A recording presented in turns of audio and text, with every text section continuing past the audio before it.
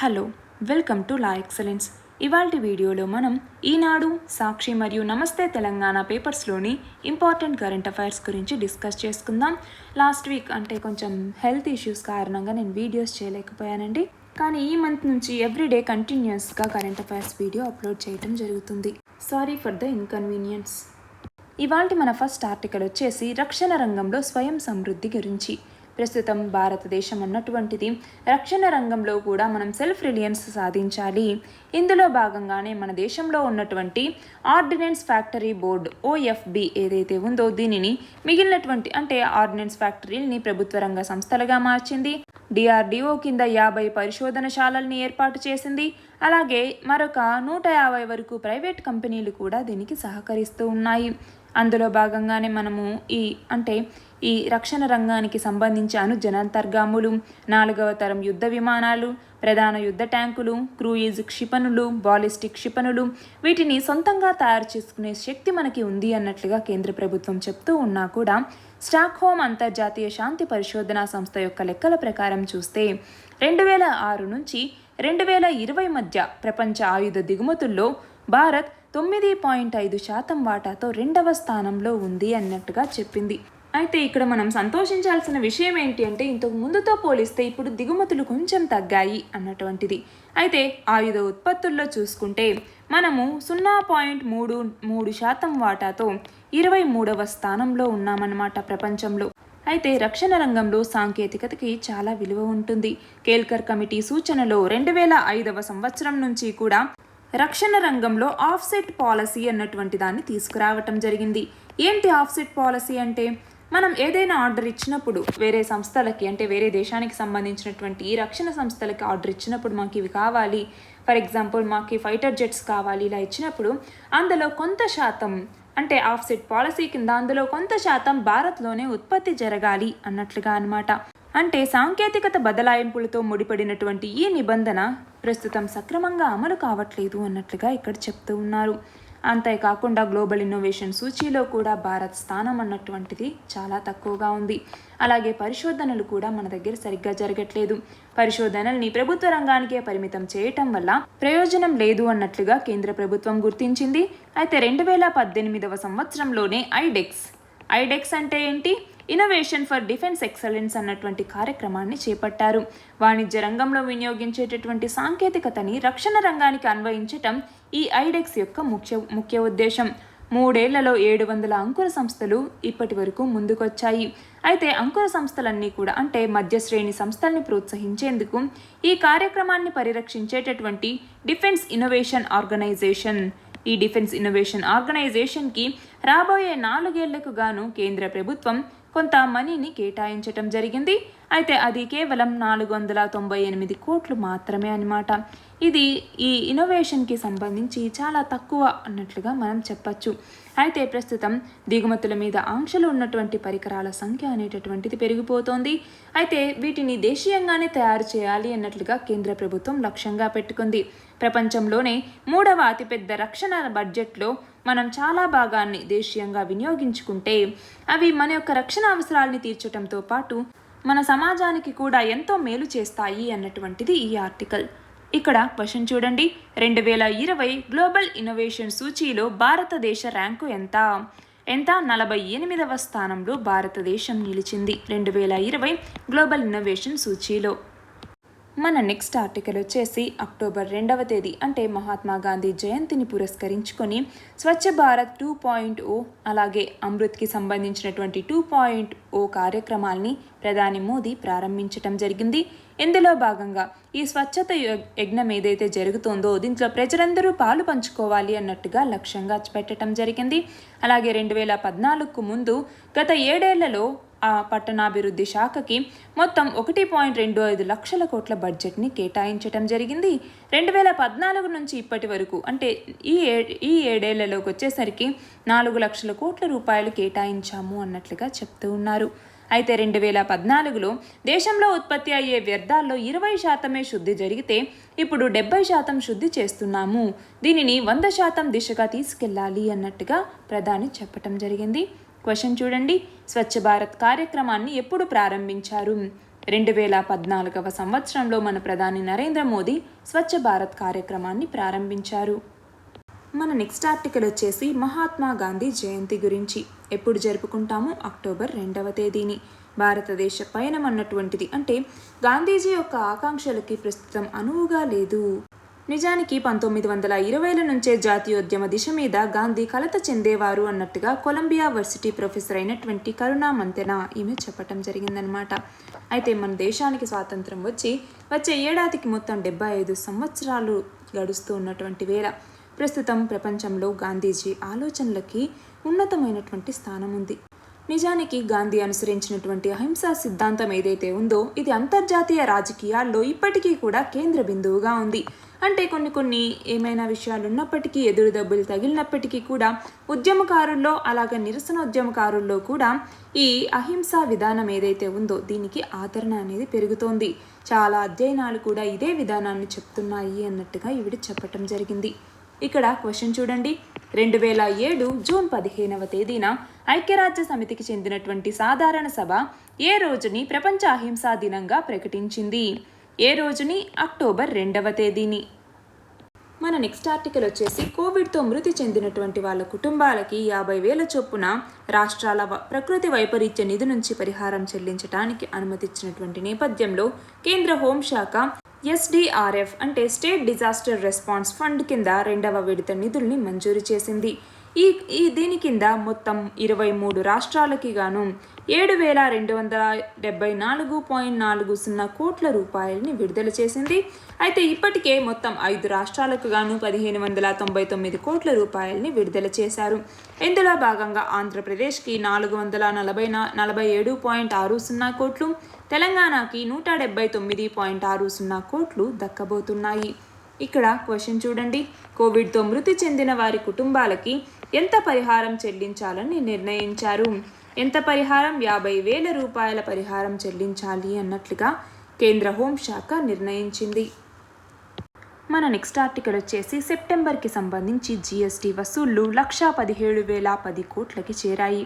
అంటే గత ఏడాది ఇదే నెల అంటే సెప్టెంబర్ నెలతో పోలిస్తే 23% వసూళ్లు పెరిగాయి అన్నట్లుగా కేంద్ర ఆర్థిక శాఖ చెప్పడం జరిగింది. ఇందులో మనకి తెలుసు GSTని మొత్తం ఎన్ని రకాలుగా విభజించారు? 3 రకాలుగా. అవి ఏంటి? ఒకటి వచ్చేసి CGST సెంట్రల్ GST, రెండవది IGST అంటే ఇంటిగ్రేటెడ్ GST, మూడవది SGST అంటే స్టేట్ GST. ఇందులో భాగంగా CGST కింద 20,578 కోట్ల రూపాయల వసూలయ్యాయి. అలాగే SGST అంటే స్టేట్ GST కింద మొత్తం 26,767 కోట్ల రూపాయలు వసూలయ్యాయి. అలాగే IGST అంటే ఇంటిగ్రేటెడ్ GST కింద మొత్తం 60,911 కోట్ల రూపాయలు వసూలైంది. ఇది కాకుండా సెస్ కింద మొత్తం 8,754 కోట్ల రూపాయలు ఆదాయం అనేది వచ్చింది. అయితే సాధారణ సెటిల్మెంట్ల తర్వాత కేంద్ర రాష్ట్రాలకి గాను CGST కింద 49,390 కోట్లు, SGST కింద 50,900 కోట్లు దక్కాయి. అయితే సెప్టెంబర్ GST వసూళ్లలోకి వచ్చేసరికి తెలంగాణ వచ్చేసరికి 25%, ఆంధ్రప్రదేశ్ వచ్చేసరికి 21% వృద్ధిని నమోదు చేశాయి. అయితే దేశవ్యాప్తంగా అన్ని రాష్ట్రాలు కలిపి సగటున 20% వృద్ధిని చూశాయి. ఇక్కడ క్వశ్చన్ చూడండి. వస్తు సేవల పన్నును ఏ రాజ్యాంగ సవరణ ద్వారా తీసుకొచ్చారు? అంటే GSTకి సంబంధించినటువంటి యాక్ట్ ఏదైతే తీసుకొచ్చారో దానిని ఏ రాజ్యాంగ సవరణ ద్వారా తీసుకొచ్చారు? GST యాక్ట్ ఎప్పుడు వచ్చింది? 2017. ఎప్పటి నుంచి ఇది అమల్లోకి వచ్చింది? జూలై 1వ తేదీ 2017వ సంవత్సరం నుంచి ఈ GST యాక్ట్ అన్నటువంటిది అమల్లోకి వచ్చింది. దేని ద్వారా ఈ GST యాక్ట్ని తీసుకొచ్చారు? 101st కాన్స్టిట్యూషనల్ అమెండ్మెంట్ యాక్ట్ అంటాము. 101st constitutional amendment act 2016.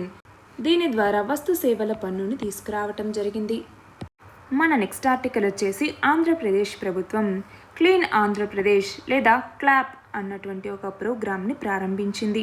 Clean Andhra Pradesh Jagananna స్వచ్ఛ సంకల్పం అన్నటువంటి ప్రోగ్రామ్ అన్నమాట. ఎప్పుడు ప్రారంభించింది? అక్టోబర్ 2వ తేదీన దీన్ని ప్రారంభించింది.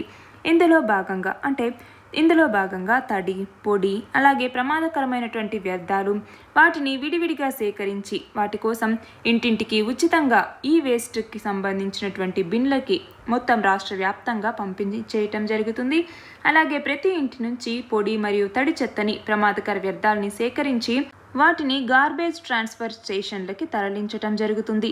అలాగే గ్రామాల్లోకి వచ్చేసరికి టాయిలెట్ల పరిశుభ్రత కోసం హై ప్రెషర్ టాయిలెట్ క్లీనర్లను కొనుగోలు చేయటం, గ్రామాలు నగరాలకి పరిశుభ్రంగా మార్చటం కోసం రాష్ట్రంలోని అన్ని గ్రామాలు మరియు పట్టణాలు వీటన్నింటినీ కూడా అంటే వాటికి సంబంధించి వేస్ట్ బిన్స్ని సపరేట్ చేసి వాటిని అభివృద్ధి చేయటం, అలాగే స్వచ్ఛ సర్వేక్షణ లాంటి పోటీల్లో ఏపీకి సంబంధించినటువంటి గ్రామాలు నగరాలు మెరుగైనటువంటి ఫలితాలని సాధించటం లక్ష్యంగా జగనన్న స్వచ్ఛ సంకల్పం క్లీన్ ఆంధ్రప్రదేశ్ అన్నటువంటి ప్రోగ్రామ్ని ప్రారంభించటం జరిగింది. ఇక్కడ క్వశ్చన్ చూడండి, క్లాప్ కార్యక్రమాన్ని ప్రారంభించిన రాష్ట్రం ఏది? ఆంధ్రప్రదేశ్. మన నెక్స్ట్ ఆర్టికల్ వచ్చేసి తెలంగాణలో పోడు భూముల యొక్క సమస్యకి పరిష్కారం లభించాల్సిన అవసరం ఉంది అన్నట్లుగా తెలంగాణ ముఖ్యమంత్రి చెప్పటం జరిగింది. దీనికి సంబంధించి అంటే తెలంగాణలో హరితహారం అన్నటువంటి అంశం మీద అక్కడ అసెంబ్లీలో చర్చ సందర్భంగా దీని గురించి మాట్లాడటం జరిగింది. గతంలో యూపీఏ ప్రభుత్వం 2005 వరకు పోడు వ్యవసాయం చేస్తున్నటువంటి వాళ్ళ మీద సర్వే చేయించింది. దాని ప్రకారం తెలంగాణ రాష్ట్రంలో మొత్తం 96,675 మంది గిరిజనులకి మొత్తం 3.08 లక్షల ఎకరాలకి ఇప్పటి వరకు వాళ్ళకి సంబంధించి recognition of forest rights act కింద పట్టాలు ఇవ్వటం జరిగింది. అయితే ఈ 2005 అన్నటువంటి కటాఫ్ని కనుక పెంచితే మరొక 6 నుంచి 7 లక్షల ఎకరాలకి పట్టాలు ఇవ్వచ్చు. అయితే ఆదిలాబాద్ ప్రాంతంలో మహారాష్ట్ర లంబాడీలు, అలాగే ఖమ్మం, వరంగల్, ములుగు జిల్లా వీటిలో ఛత్తీస్గఢ్ గుత్తికోయలు ఎవరైతే ఉన్నారో వాళ్ళు భూముల్ని ఆక్రమించుకొని పోడు వ్యవసాయం చేస్తున్నారు.